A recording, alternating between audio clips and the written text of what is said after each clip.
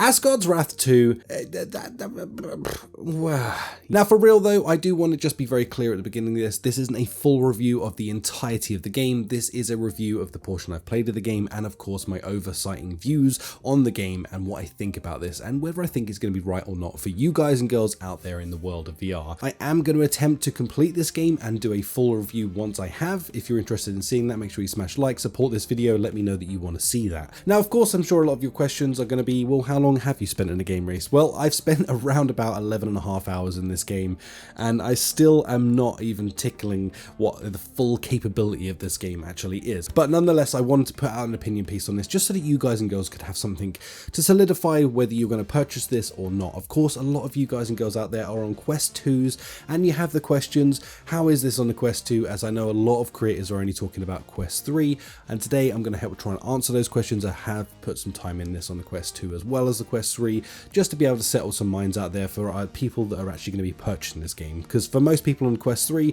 they get this free with the Quest 3, so it's not really a consideration of the purchase but a consideration of whether they care about the game or not. So let's look at both of those opinions today, and when we wrap up this video I can let you guys and girls know whether it's worth the money if you're buying into this and of course if the game is good or not. Now to tell you a bit about Asgard's Wrath 2, it has 100+ hours in the campaign alone, but this game does boast way more than just the campaign alone, giving you pretty much endless gameplay. Even if you were to just focus on all of the additional tasks that you're going to be doing in there, you're still going to be banking around 136+ hours worth of time in the game.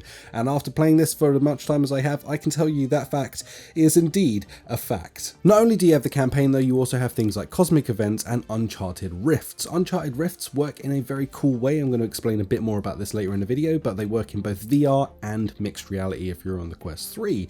You also have like a roguelike dungeon with a leaderboard which allows you to sort of challenge people in an asymmetric multiplayer type situation. There's also 5 realms to explore as well as 4 mortal heroes and 5 warrior companions that you can join you on your journey. Now the cool thing about the warrior companions is they don't only help you fight in their sort of like more humanoid version, but they also transform into rideable characters, whether that be flying through the sky on a bird, riding around on a hippo, or the back of a dope looking panther. There is a bunch of cool things that each of them bring to the game in their own unique ways, also helping you access different areas. For example, with the panther character, you are able to ask her to throw her weapon at specific blocks and they now are obtainable to be able to jump on and do things on, which helps you go through certain puzzles and of course going through certain areas. So there's like re-explorability within each of the areas as well, using the different companions that helps you sort of explore different parts of it, giving you a reason to go back to certain realms once you have different companions with you on your journey. That's pretty much the game in a nutshell, but we're going to go into so much more than that because this actually is possibly one of the best games that I've personally played in VR,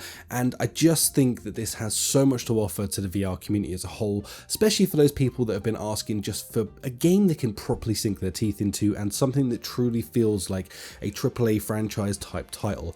Now I know a few of you are going to get butthurt that I said AAA, calm your knickers down, we're just talking about this as a whole and as an experience and a feeling that a game can give you. Once I jumped into this game, the first thing that hit me both on Quest 3 and on Quest 2 was just the wow factor. The fact that this is running on a standalone headset. Now right now the major differences between Quest 3 and Quest 2 are purely in things like shader quality and a little bit in the texture quality as well. So while there is a nice upgrade there if you do own a Quest 3, there's not a huge loss if you only have the Quest 2. So just to rest your minds at ease, it still looks just as phenomenal on the Quest 2 as it does on Quest 3. Honestly, it's kind of like black magic over here.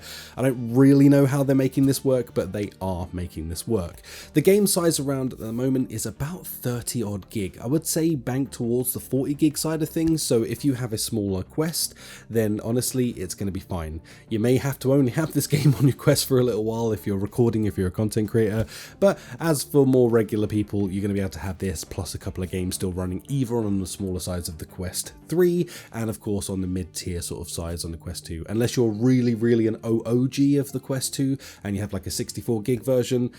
Man, this is going to be the one and only game that you can have on there, so just be aware of that situation. Upon jumping into this though, like I say, the first thing that really hits you is just the graphical fidelity of something on a standalone device. This feels still right there in the realms of things that we got with the PC VR port back in the day. Now, of course, don't get me wrong, there's of course things are way different because this is a standalone game after all, but nonetheless, it's incredibly impressive to see what they have done on a standalone device, be it Quest 2 or 3. This game just looks stunning, plays stunning, and absolutely is a blast to jump in and play. The story for this continues directly on from Asgard's Wrath 1, but I will say if you haven't played Asgard's Wrath 1, you don't really need to worry. There is a kind of a wrap-up thing at the beginning that will explain a little bit the story, but even if you went into this without watching any of that and didn't care about anything that happened in the first game, you would still be able to pick up this and go with it straight away. You're not missing out on much, and the only thing that you really have on top of someone who has played that game is the fact that you know a bit more about what to expect within this universe. They've done a pretty damn good job at keeping this solidified as its own game as well as being a second game, so don't fret if you haven't played the first one or you don't have a PC capable of running the first one, no big deal, you're still going to be able to jump into this and have a whale of a time. Almost as if this may as well be the first game. It's really one of those situations where they could have done with not calling this Asgard's Wrath 2 and maybe gone with a second name to this game that would have just alluded to that, just to save players being confused about what this is or what it isn't. Now, combat in this game is pretty damn cool. The way that it works is a parrying system where you're going to be parrying to attack. You can just go mad lad though, and of course just go at them, but it's way more effective to follow the sort of combat system that they intend you to do in this, which is a parry and slash type situation.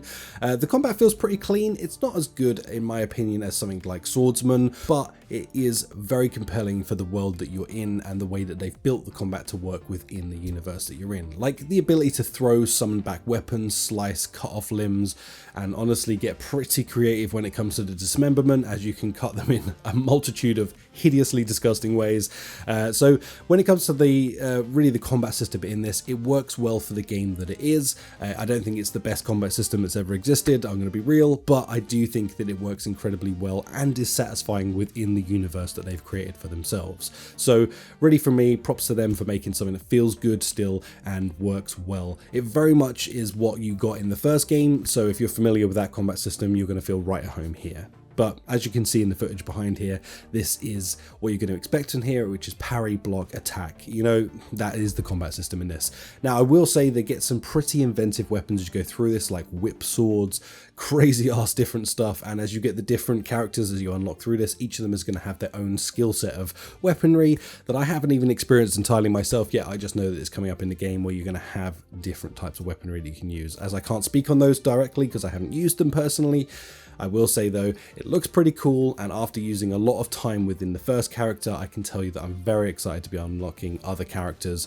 that we can work with throughout the story. Now, this game as a whole, they've gone above and beyond to make this feel like a very complete universe, which is something that I'm very grateful for when playing a game like this, because it just feels super grounded. Whether you're traveling through the desert on the back of your companion just chipping around, or whether you're in a like closed environment going into something and having that feeling of being in a cave fighting away at some enemies.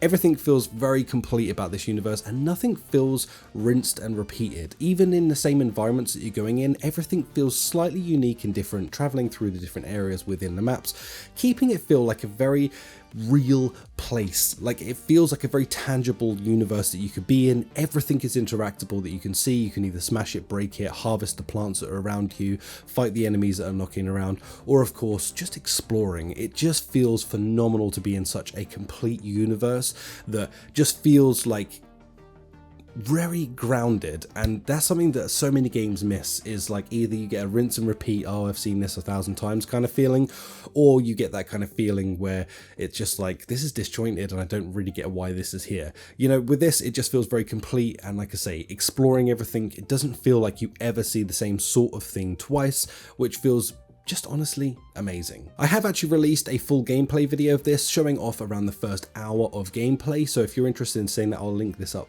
right here. Go click that and go visit it, or just visit the channel and you'll see the other Asgard's Wrath video. It's got a very similar thumbnail to keep them feeling united as one sort of thing, so go check out that if you want to just see some gameplay of me enjoying myself within Asgard's Wrath as well, if that's going to help you solidify your choices, of course, in purchasing this or not purchasing this game. With that all being said, I think it's about time that we kind of wrap up the conclusion of what I think of this game. As a whole, I've enjoyed every single second that I've spent inside of Asgard's Wrath 2. This is a high recommend for me, regardless of whether you're on Quest 2 or on Quest 3. This is a very high recommend to me. Like, just go out and get this game. If you were even slightly intrigued by any of the things I've spoken about in this video, or of course seen the gameplay from the other day, this is a must-have in my opinion. It's a very monumental moment and very pivotal moment that I feel like we're going to have the Half-Life Alyx effect happen when it comes to VR from now on. When it comes to standalone, I think people are going to always compare games to this. Purely because of its scale, because of the amount of hours that you can put into this game, because of what happens within this game, a story-driven game as well, and of course all of those elements being put together in the correct format, which is kind of what happened with the Half-Life Alyx effect, where people now compare everything that ever comes out to, is it as good as Half-Life Alyx? I feel like we're going to have a very similar effect going on with this, so to miss out on this would be a real shame. Now of course, don't forget, on the Oculus platform, if you don't like something within a couple of hours of playing it, literally within 2 hours of owning the game and putting your playtime into it, you can get a refund. So I would suggest that you try this. If it doesn't match up with you, then hey, get a refund. It's not the end of the world. It's just part of the process. So just know that that is an option for you guys and girls out there on Oculus. It's a good option and it doesn't exist everywhere. I am talking to you, PlayStation. You're a bloody nightmare to get a refund. Of course, if you enjoyed this little mini review, early review kind of, then smash like, subscribe, all of those good things. You know, this is YouTube at the end of the day. It does help me out massively, so thank you very much.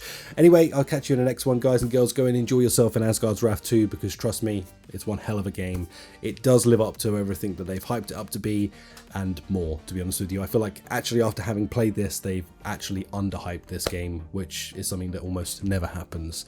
What a delight, what a time to be alive in VR, because we have stuff like this to look forward to. And not only that, we've had so many games recently that have just been mind-bogglingly good, like Assassin's Creed, this, and we have so much coming up into 2024. If you're interested in that, I'll have a video coming up about brand new games coming up early next year in a few days, so stick around the channel to watch that. Anyway, I'll catch you in the next one. Thanks so much for watching. Goodbye.